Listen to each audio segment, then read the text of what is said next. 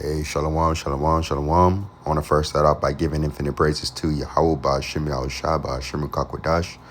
Double honors to my apostles and elders, a great millstone that rule well, and peace and citations to the elect men pushing out this word of truth and sincerity. This is Brother Yakanan from the DC Church, and the topic I wanted to touch on today, as this video is, as the header is entitled, "Good Conduct is a Must." You know, when you go into the word conduct, it really goes into your character and the way that you carry yourself, right? And when you get the etymology on the word conduct, it translates to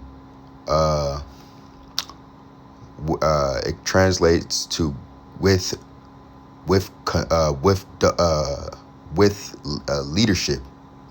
Con meaning with, duct meaning leadership. So it basically means leading by. It basically means leading with your actions. And the way that you go about things, right? And the reason why good conduct is a must in this ministry is because we're not just lone wolves. We're different parts of a functioning body, and that body being the body of Yahweh Shah Mashiach. So with being a part of that body, there's certain guidelines and certain codes that you have to go by, and that really goes into your conduct, your character, and how you carry yourself.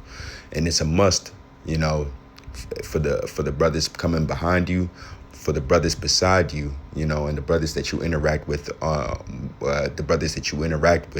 on a week-to-week basis or on a day-to-day basis.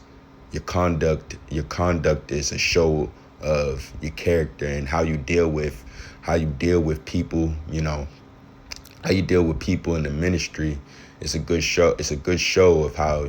It's a good show of your spirit, of where your spirit is in terms of how you deal with Yahweh Ba'ashem Yahushua. Because the scriptures say, if you can't even do good by, roughly paraphrasing, but if you can't even do good by the man that's standing in front of you, how can you do good by Yahweh Ba'ashem Yahushua, who you can't see? Because that man that you do see is a representation of, if he's in the spirit of Yahweh Ba'ashem Yahushua, calls upon the same name and has the same doctrine, he's a representation of it. So if you can't even conduct yourself well amongst men that you do see, how much more in front of Yahweh Ba'ashem Yahushua, who you don't? So without further ado, I want to start off by getting Wisdom of Solomon, chapter 8, verse 5. It says, if riches be a possession to be desired in this life, so, if riches be a possession to be desired in this life, most desires in this world really go back to riches. What people desire on a base level, is riches. Because riches can translate to a lot of things that you want in this life. It can afford you a lot of pleasures, and if you're in the flesh, getting riches is synonymous with getting all those pleasures. So if riches be something to be desired in this life, right, which it is, what is richer than wisdom? That work of all things. So wisdom, work of all things. Wisdom will allow you to gain and attain everything that you desire on on a carnal level and a spiritual level, no matter what. Wisdom worketh everything. Wisdom is given by Yahweh Ba'ashem Yahushua. And it's grown and it's magnified or sharpened through experience, right? Now it says, and if prudence work, who of all that are more cunning workmen than she, right? And if a man loveth righteousness, her labors are virtues. So if a man loves righteousness, her labors are virtues, right? And these virtues, right, is a part of your conduct, right? How you carry yourself, and these are the virtues that you're supposed to, as a man, that you're supposed to build every single day. It never stops. These are godlike traits in which you have to build from a day to day from a on a day-to-day basis, because without these virtues, there is no growth. There's no growth as a man, there's no growth as a person, and there's no growth in the spirit of Yahweh Shem Yahushai, you know. And all these virtues will show, through the stuff, through the experiences that you go through via your conduct and how you carry yourself. You'll be able to tell, like, okay, that's an experienced man. He's been through this before. Oh, he knows how to deal with situations, right? All these virtues show via your conduct, right? So I'm gonna read them right now. It says, "For she teaches temperance," right? Right. So if there's a situation into where you feel slighted, or what's it called, into where your temper needs to be under control, your patience needs to be under control. Well, that shows via your conduct through how you deal with certain situations, and if it's not to the level that you need it to be, which we all need to work on, all these virtues, then hey, pray for Yahweh Shem Yahushai to, stay in the faith and pray for Yahweh Shem Yahushai to mold and grow and give the increase for all these virtues, right? Which we all need to build from. Like I said, we need to build on a day-to-day basis, right? So she teacheth temperance and prudence, justice and fortitude, which are things as men can have nothing more profitable in their life. So there's nothing more profitable that in your life that you can have but having these virtues and showing these virtues via your conduct, exacting these virtues. Because the thing is that we're not just reading these scriptures just to read them, just to cut people and tell people they're going off and this, that, and the third. This is also for us to grow thereby. We read these scriptures and we're supposed to apply them and grow thereby, right? The scriptures say that this is a two-edged sword, right? So just as much as we talk about the 2/3 and everybody else and how what's it called, and talk about their conduct, well, it's also it first starts off with us and our conduct. The scriptures cut us. The scriptures cut us before it cuts anybody, and the reason why is because we know the scriptures, so we're able to see where there's gaps and where we need to work on, right? And you learn these things through the experiences that you go through, right? And your conduct and the way that you carry yourself, and it's a good measure to show. It's a good measure to show, how can I say this? It's a good measure to show, your character and the things that you need to work on to be a good example, so to speak, Now, this is Proverbs chapter 20, verse 7. It says, "The just man walketh in his integrity, his children shall be blessed after him." So a just man walketh in integrity, walketh in his integrity, right? And that means, your moral principles, the things that you're not willing to compromise, right? Your moral principles and your structure. A righteous man walks in those things, and we get our integrity via the scriptures, right? Our integrity is molded and grown and shown through the scriptures. This is where we get all our moral principles and our and our conduct and our way of living from the scriptures. So the righteous man walks in his integrity by the scriptures, and his children are blessed after him. Why? Because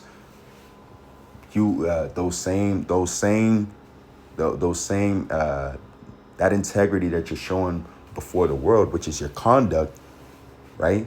Your children have nothing. Your children won't have a better example to live by except for you, right? So, and that's why conduct is important, right? With leadership, because the men that are coming after you, they learn by your conduct. They see the things that you're doing, right? And they're shaped and they're molded by it, right? The scriptures say, "Train a child which he may whichever way he may go, and he will not depart," right? And the same thing is likened unto us. We were babes coming into this. We was babes coming into this thing, and we were able to learn how to conduct ourselves from the men before us, whether in the scriptures or the men that we see that we see on a day-to-day and a week-to-week basis by their conduct, right? And that's why good conduct is a must, because it's what helps it's what helps keep order. It's what helps keeps order, right? Like First Corinthians says, let all things be done in decency and in order. And a part of that is your conduct, right? Now this is Sirach chapter 3 verse 17. It said, "My son, go on with thy business in meekness." Right? So go on with your business in meekness, and humility is a big part of that too. Your conduct is humility, knowing how to humble yourself, and learn. Says, "My son, go with thy business in meekness, so thou shalt be beloved of him that is approved. The greater thou art, the more humble thyself, and thou shalt find favor before the Lord. Many are in high place and of renown, but mysteries are revealed unto the meek. For the power of the Lord is great, and he is honored of the lowly." And that's a big part, and that's a big virtue that you have to show too, is humility, right? So wisdom dwells with the meek and the humble, right? So, and it doesn't mean that you don't have any confidence within yourself at all, because our confidence is in the Lord. But ultimately, what it means is that don't think of yourself too highly in terms of knowing it all, or carrying yourself into a way to where it's unbecoming of a man of the Lord, right? And a big part of that is just reminding yourself of who you are and what your place is, right? And it's easy to lose yourself, especially when certain things around you are going a certain type of way. But be reminding yourself to be meek, humble, and lowly, and remind yourself what you're in this thing for. It's a good way to keep that. It's a good way to keep that spirit, of that lowly and meek spirit, and by having that spirit, wisdom will increase, and the Lord will favor you, right? And it'll show in all aspects in your life, like the scriptures say, these are things that a man can't have anything more profitable in their life. There's nothing more profitable than all these different virtues and these virtues. Now this is First Corinthians chapter 14 verse 40. Like I quoted before, it says, "Let all things be done done decently and in order." Right? That's I already touched on that. But yeah, let all things be done decently and in order. And that's a big part of your conduct. It's knowing how to knowing when and where to do things. When and where to do things, and if things are meant to be done at all, right?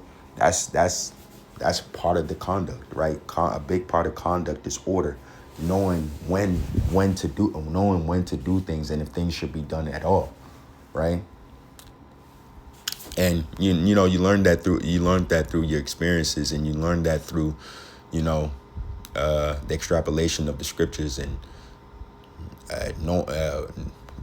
honestly, ultimately just knowing your place.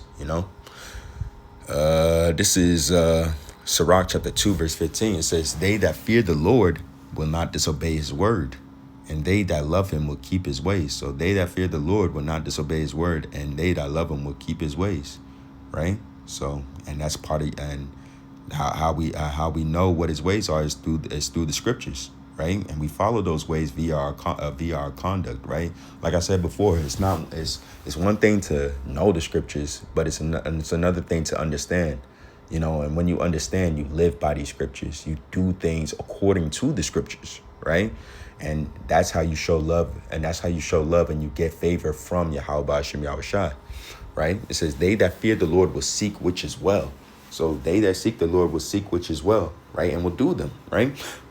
Pleasing unto him, and they that love him will be filled with the law. They that love him will be filled with the law of Yahweh Hashem Yahushua. It means that you'll walk in his ways, and you'll conduct yourself as a man of the Lord, right? One quote that I always remembered, even in the world, when you're into Christianity or whatnot, is what would one quote that always stuck with me is people that said, what would Jesus do? You know, of course we know, the true name is Yahweh Shai Mashiach. Well, you have to ask it that same question. You have to ask yourself that same question.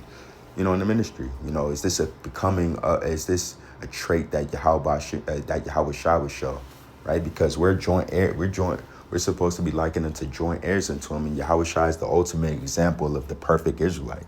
So in everything that you do and how you carry yourself, you gotta ask yourself, what would Yahweh Shai do? Is this something becoming of a man that believes in Yahweh Shai? Of course we know we can't be Yahweh Shai, but is this even becoming of somebody that believes in Yahweh Shai? Those are the questions that you have to ask yourself. And when you ask yourselves those things and you go according to them, you'll be filled with the law. You'll be filled with the law, and that law that it's talking about on this go around is the law of faith, right? Having faith, which you show by your works, right? So you're going to be filled with the faith of Yahweh Ba'ashem Yahweh Shai if you live according to his ways and you follow after what he set forth, right? And you follow his example, right? It says they that fear the law will prepare their hearts, right? And humble their souls in his sight, right? And that's going back into what I was saying in Sirach earlier. It's talking about the humble and the meek, and how the humble and the meek get shown favor from the Lord. And that's a part of having good conduct, is being humble and meek and understanding your place. Just understanding your place in the world, understanding your place in the ministry, just understanding your capabilities and what you should and you shouldn't do, right? Because we're nobody's bigger than a program, and everybody's success. Everybody's subject to fall into Everybody's subject to fall astray.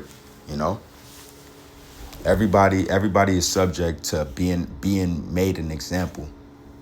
So you have to be cognizant of the things that you do in all aspects, right?